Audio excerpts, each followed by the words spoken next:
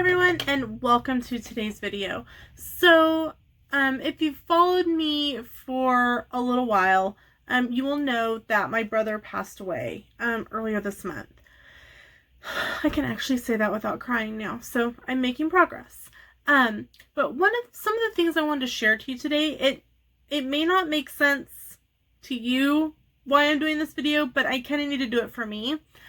So many people have been so kind to my family during this time and have given gifts of love and caring. And I just wanted to share a few that really have stuck out for me because I would have never thought of some of these things to give a family who is grieving. So with that, let's get started.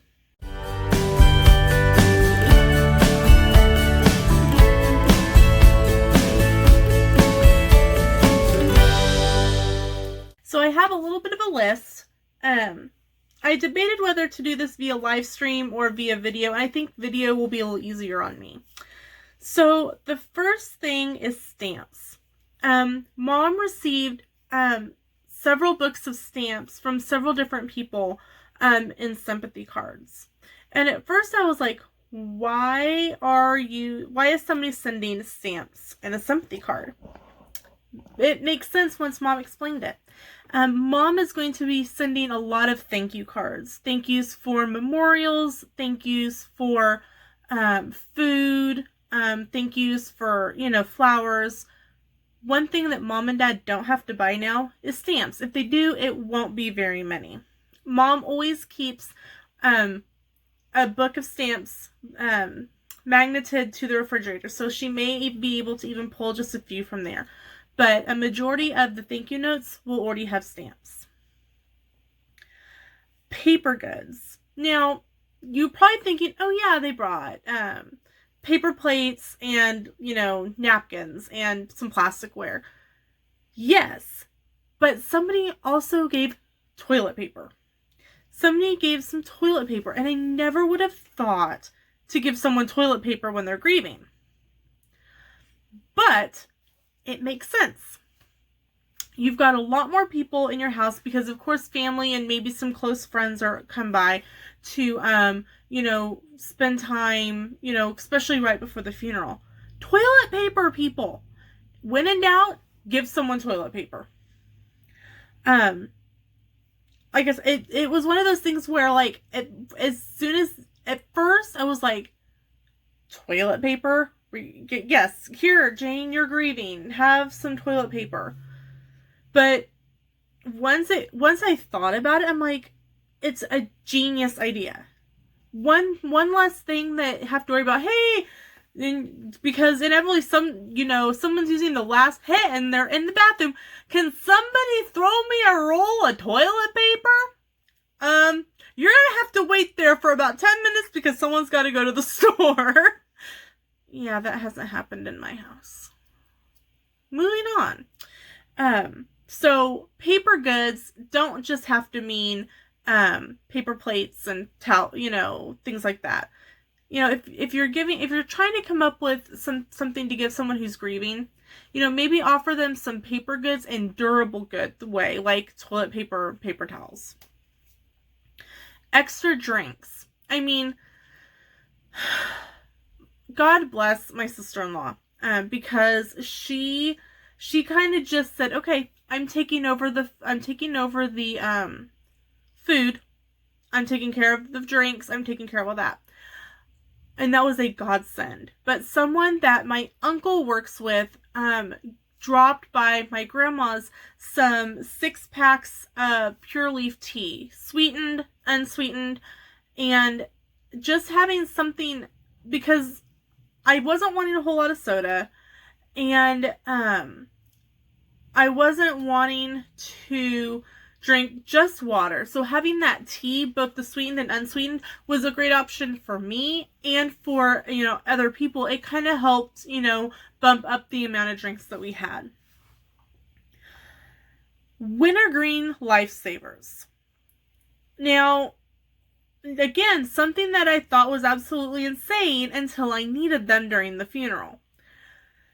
When you're crying and you can't breathe and you're got for, being gross from it, you've got the nasal drainage down your throat, and all you can do is sob. A wintergreen lifesaver is actually, forgive the pun, a lifesaver, because it gives you something to suck on to continuously re-moisten your mouth. So I would have never thought to do lifesavers, but somebody had, I think it was the funeral home, had them out in little nice dishes in different places, and my sister-in-law grabbed one and handed one to me, and I'm like, all right, I think that totally makes sense. This one is probably one that makes the most sense that I think anyone would probably do, and that's gift cards.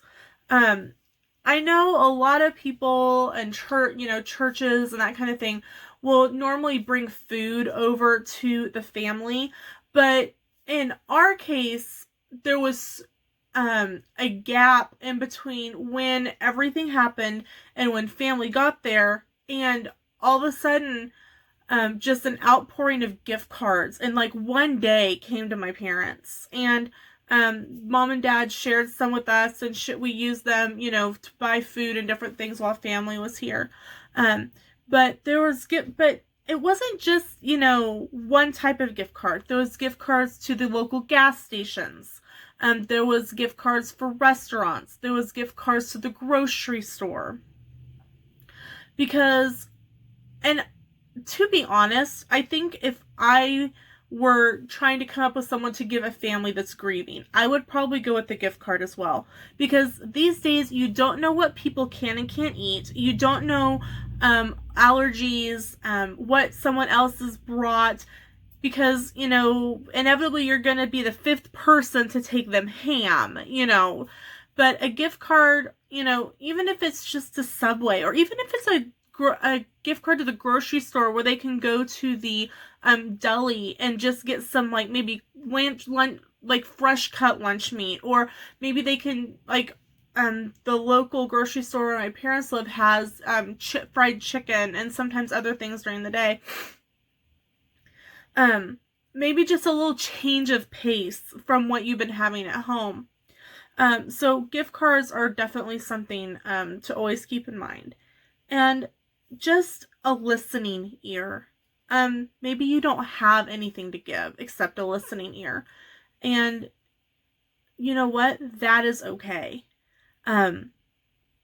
My friends have been there for me so much this past week. A couple of my friends who I consider, 3-4 friends who I consider dear to me like sisters. You guys in the YouTube community, so many sweet comments, so many messages on Instagram and Facebook, phone calls for those of you that have my number, texts. That's all you could do. And yet, it means so much to me. It means so much to my family that, of all the support from so many different avenues. At the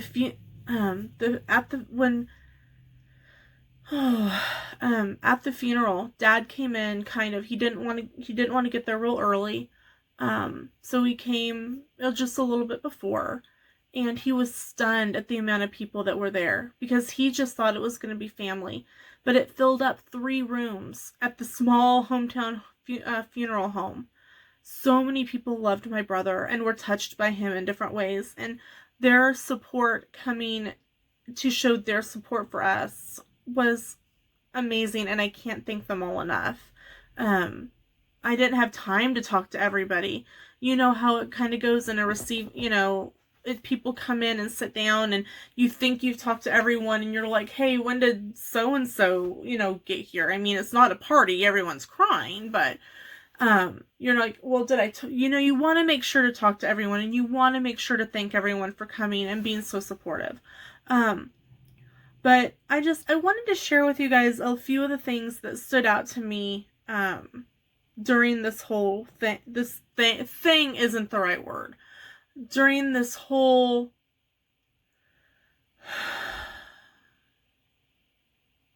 situational weird, I don't even know what to call it. because anything that comes to mind just sounds bad. So that's how my brain is working lately. I mean, it's a couple days after the funeral when I'm filming this, so my brain is still, it's coming back. I mean, sometimes I mess up my words anyway, if you've seen some of my other videos, but it's kind of been worse in the past week or so. But I wanted to share this with you guys while it was fresh in my mind, and I know this is being posted a little bit later in the month, but all of your guys' prayers and concerns and comments has meant so much. And I hope that if something happens in your life, a friend or a family member, and you end up having to go to a funeral, or you want to give someone to someone that's grieving, I hope this little list of things that really has meant a lot to our family will help you find something to give to someone else who is grieving. So with that, thank you so much for watching. Remember to subscribe if you are new to the channel. Make sure to smash that like button and share this video on social media. I am on all forums. I am on Facebook, Instagram, and Twitter as Paper, Scissors, and Vacations Oh My, and we'll see you in the theme parks.